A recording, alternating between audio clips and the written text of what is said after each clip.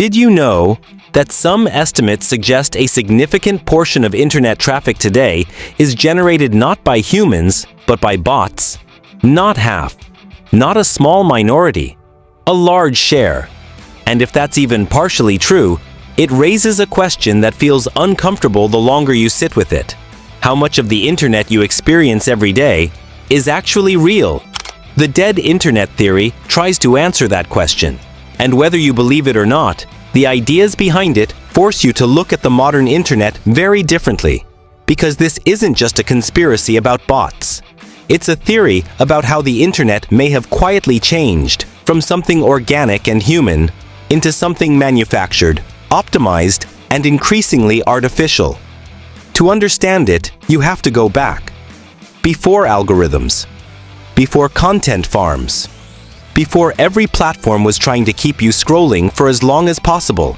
The early internet was chaotic, slow, and deeply human. Forums, message boards, personal blogs. People wrote long posts, they argued, they built communities around shared interests. Content wasn't optimized. It wasn't designed to go viral. It existed because someone wanted to say something, and because of that, it felt real. But according to the dead internet theory, something shifted somewhere between the early 2000s and today. Not suddenly, gradually, quietly. The theory suggests that a large portion of online content is no longer created by genuine individuals expressing ideas, but by automated systems designed to simulate engagement. Bots, scripts, AI-generated content, and systems designed to amplify it. At first, this might sound extreme, but parts of it are already proven. Bot traffic is real. Social media platforms have acknowledged large numbers of fake accounts. Engagement can be artificially inflated. Entire networks of automated profiles exist to promote content, push narratives, or simply create the illusion of activity. That part isn't theory. That's documented. Where the theory becomes more controversial is in its scale. The claim is not just that bots exist, it's that they dominate. That the majority of content, comments, and interactions are no longer organic, but generated, recycled, or amplified artificially. That what looks like a crowd might actually be a simulation of one.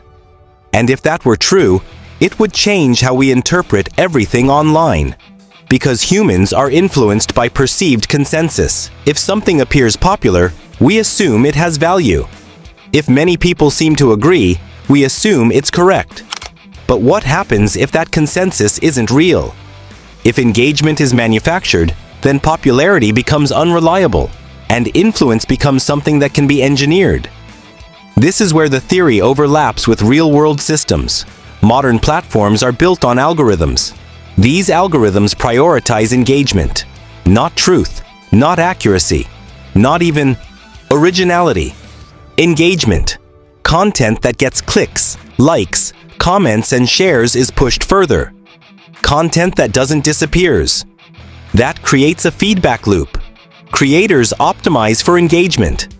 Platforms reward what performs, and over time, the system begins to favor content that is predictable, repeatable, and emotionally triggering, not necessarily meaningful. This is why so much content online starts to feel similar. Same formats, same hooks, same reactions. It's not necessarily bots replacing humans. It's humans adapting to systems that reward sameness, and that can create an environment that feels artificial, even when real people are involved. But automation is increasing. AI-generated text, images, and videos are now capable of producing content at scale. Content farms can generate thousands of posts per day. Automated accounts can comment, like, and share. And as these systems improve, distinguishing between human and machine becomes more difficult. So even if the internet isn't dead, it is becoming less human in certain ways.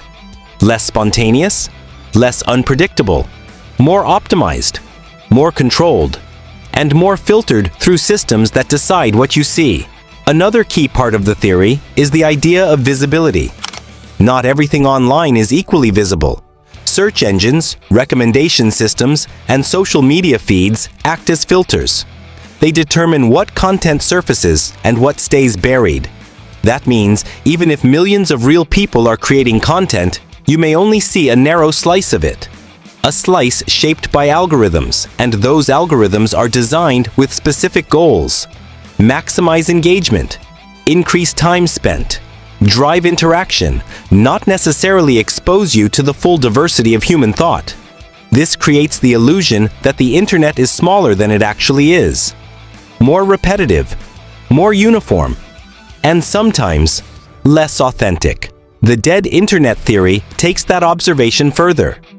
It suggests that the visible internet, the part most people interact with, may already be dominated by automated or heavily curated content. Not because all content is fake, but because what rises to the top is often engineered to do so. And that distinction matters, because even if only a portion of content is artificial, it can shape perception at scale. If bots amplify certain ideas, those ideas appear more popular. If automated systems generate content that follows proven patterns, originality becomes harder to find. If engagement is manipulated, trust becomes fragile, and over time, users may begin to feel something is off, even if they can't explain why. That feeling has a name. It's the sense that the internet has become less alive, less surprising, less human. Now, it's important to be precise. There is no credible evidence that the internet is entirely controlled by bots. There is no proof that most content is generated artificially. But there is strong evidence that automation, algorithms, and optimization have significantly reshaped the online environment. And that's the part worth paying attention to. Because the impact is real. Content is more standardized. Viral formats are repeated endlessly. Original voices can struggle to break through, and engagement is often driven by emotional triggers rather than substance. The internet didn't die, it evolved, but not necessarily in the direction people expected. Instead of becoming a pure space for human expression, it became a system that rewards certain behaviors, amplifies certain patterns, and filters what people see. The dead internet theory, at its core, is less about bots taking over and more about a loss of authenticity. A shift from organic interaction to engineered experience. And once you start looking for it, it becomes difficult to ignore. Repetitive content, predictable trends, conversations that feel scripted, engagement that feels inflated. It doesn't prove the theory, but it explains why it resonates.